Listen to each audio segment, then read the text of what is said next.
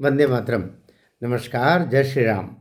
America से deport करके और 104 भारतीयों को भारत में ला करके छोड़ दिया गया। इसको लेके तूफान। अब कुछ बातें उसकी होगी। मेरा एक मैं चूंकि कवि हूँ भाई, मेरा नाम डॉक्टर शंभू सिंह मनहर है। मनहर की गपशप में तो मैं अपनी जो बहुत जगह ये वायरल मेरी पंक्तियाँ हैं और बड़ी प्रिय पंक्तियाँ मानी जाती है। मैं अपनी पंक्तियाँ सुनाता हूँ। अब फिर उसके बाद में अपन बात की शुरुआत करेंगे। मेरे अपने देश का नक्शा, अपने देश की छवि को ध्यान में रखिएगा। और ये जो भी 104 आए और अभी 19,000 के लगभग और जो आएंगे। वैसे तो संख्या तो बहुत ज़्यादा है, लेकिन लगभग 20,000 कह रहे हैं कि भारतीय वहाँ पर हैं। अभी ये आने का सिलसिला शुरू हुआ। अभी तो 101 आए हैं, 104 कुछ भी थोड़े से आए हैं। मैं सुनाता हूँ अपने पहले। इसे ही देखने सूरज उगा नित देख डूबा है।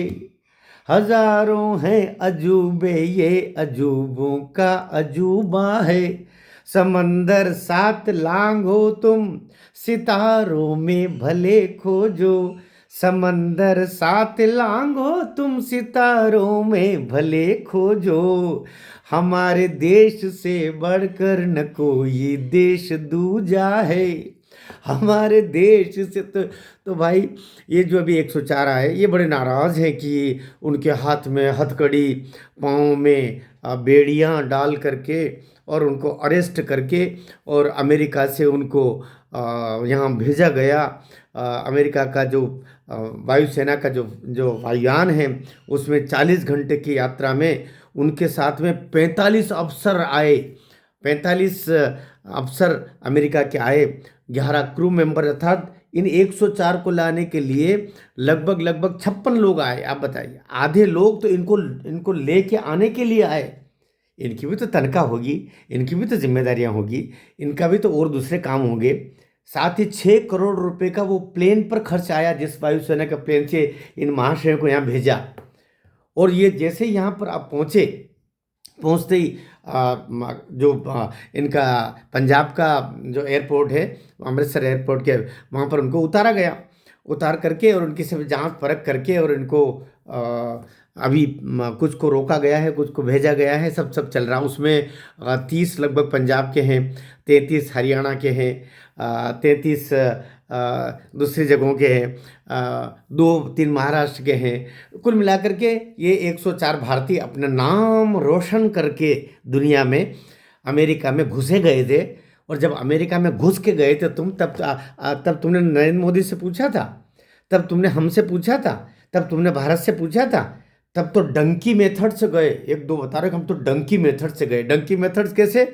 अर्थात दुनिया भर के, यहाँ से वहाँ, वहाँ से वहाँ, उस देश से उस देश जा करके और फिर करीब करीब बोलते हमने 40-45 किलो तो पहाड़ों में, जंगलों में घुस करके, समुद्र में, नाव में, एक नाव पलट गई, एक ने ये बताया, वो इतने मर गए, कर गए और ऐसा करके और फिर अंडरग्राउंड रास्तों से हम अमेरिका के अंदर घुस गए। और वहाँ जा कर के क्या कर रहे थे भैया? वहाँ घुस करके क्या कर रहे थे? बोले कहीं बर्तन साफ कर रहे थे, तो कहीं झाड़ू पोंछे के काम कर रहे थे, तो कहीं लोगों के घर पे छोटे छोटे काम करने के लिए हम घुसे पड़े थे। कहीं और ऐसी बस्तियों में रहते थे छुप करके, जहाँ पर ज़्यादातर अपराधी लोग रहते, जहाँ के ज़्यादा रिकॉर्ड नहीं रहता। दवाई गोली तुमको अस्पताल कभी जा नहीं सकते थे, क्योंकि अस्पताल जाते तो आपको कागज़ पूछते थे। कागज़ इनके पास कुछ था ही नहीं। तो अपराधियों की तरह तुम वहां रहे। और अब जिस तरह अपराधी को अरेस्ट करके और बेआबरू करके, धक्के दे करके और वापस अपने देश में, खुद के देश में भेजा जाता है, तो तुमको पेट में अब दर्द हो रहा। यहाँ भूखे मर रहे थे। 50 लाख कोई बोलता, मैंने 70 लाख की जमीन बेच के वहां गया। क्यों बेची भाई? यहाँ पे एक किराने की दुकान खोल लेता, वहां कोई छोटा मोटा एक ऑटो रिक्शा खरीद के काम करता, वहां जाकर के बर्तन साफ करने और पुलिस का सायरन बजते ही भाग भाग करके इधर से उधर छुपने, ऐसे काम करने के बजाय इस मातृभूमि को छोड़ के क्यों गए थे? और अब छोड़ के गए थे और ट्रंप ने तो इसी वादे के साथ चुन करके आया। और जब वो तुमको अरेस्ट करके उसके पुलिस और तुमको हथकड़ियां बेड़ियां डाल करके यहाँ ला के पटक गया, तो फिर रोना शुरू। बोले मोदी जिम्मेदार, इसका मोदी जिम्मेदार। कौन सा मोदी जिम्मेदार? मोदी जी ने हथकड़ियां बेड़ियां क्यों? तुमको सोचना चाहिए तुम बोल क्या रहे हो। किससे पूछ के गए थे वहां, क्यों गए थे? 140 करोड़ लोग यहाँ रह रहे हैं, तो तुम काहे भग करके वहां गए थे? इसलिए मैं तो सरकार से कहूंगा, इनमें से जितने हैं, क्योंकि अब इनकी छान छटनी होगी, इनके सबके, क्योंकि ये तो बिना कागज के घुसे थे, कोई इनके पास कोई वीज़ा पासपोर्ट। दो तरीके के लोग थे भाई, दो तरीके के लोग थे। एक वो लोग थे जिनके पास में जो वीज़ा तो लेके गए थे, लेकिन वीज़ा अवधि खत्म हो गई, उसके बाद भी वहीं डटे हुए थे। और जब वीज़ा अवधि खत्म हो जाती है तो ये लोग छुपते हैं, फिर इसके वहाँ उसके वहाँ उसके वहाँ छुप करके, और फिर कम पैसों में काम कर, मैनेजर का काम कर रहे हैं, कोई झाड़ू लगा रहे हैं, कोई पोंछा लगा रहे हैं, कोई घर में नौकर बन के काम कर रहे हैं। ये ऐसे ही काम करते हैं, क्योंकि आप ओपन तो आ नहीं सकते, वहाँ नौकरियाँ आप कर नहीं सकते।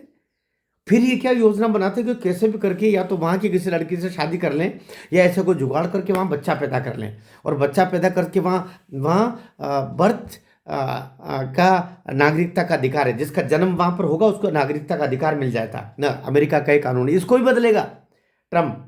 तो उस चक्कर में कि किसी से शादी करके वहाँ बच्चा पैदा कर देंगे, बच्चा पैदा करके उस बच्चे को अधिकार, वो वहाँ का नागरिक रहेगा। क्योंकि वो वहाँ का नागरिक बन जाएगा अमेरिका का, उस आधार पर हम भी ग्रीन कार्ड बन के और वहाँ पर नागरिकता ले लेंगे। प्राण इसलिए छूटे जा रहे थे, इसलिए यहाँ वहाँ मारे मारे भग करके भी वो काम कर रहे थे। इसलिए नरेंद्र मोदी ने अच्छा किया, भारत सरकार ने अच्छा किया, जयशंकर जी ने भी अच्छा किया, कह दिया ये हमारे नागरिक हैं। अगर ये पुख्ता होता है कि हमारे देश के नागरिक है, तो हम यहाँ उनको चेक करेंगे और हम उनको स्वीकार कर लेंगे। कुछ अन्य देश ऐसे भी थे जिन्होंने इसको स्वीकार करने से मना किया, तो फिर उसका फिर वो 25% टैक्स वाला और दुनिया भर की बातें, अरेस्ट तो उनको कर ही लिया, जेल में तो उनको डालेगा ही डालेगा। अभी 15-20 हज़ार और जो रास्ता देख रहे हैं, भारत के 7.5 लाख लोग अवैध रूप से अमेरिका में रह रहे हैं। 7.5 लाख।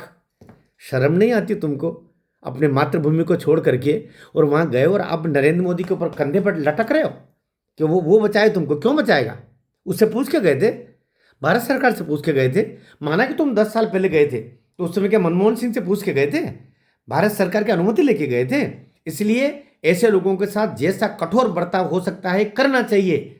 साथ में अब भारत सरकार जो अब तक इसको चुपचाप देख रही है, अब भारत सरकार से हम अपेक्षा करते हैं इसी तरह बांग्लादेशियों को, इसी तरह अन्य देशों के लोग अगर अपने यहाँ पर घुसे पड़े हैं, और अगर क्या घुसे ही, वो तो बहुत सारे घुसे हैं, कोई अमेरिकन अप्रवासी भी यहाँ पर इस तरीके से आपके पास गैरकानूनी रूप से रह रहा है, तो आप उसको भी लेके जाकर के बाकायदा भारत के वायुयान से जाके छोड़ के आओ।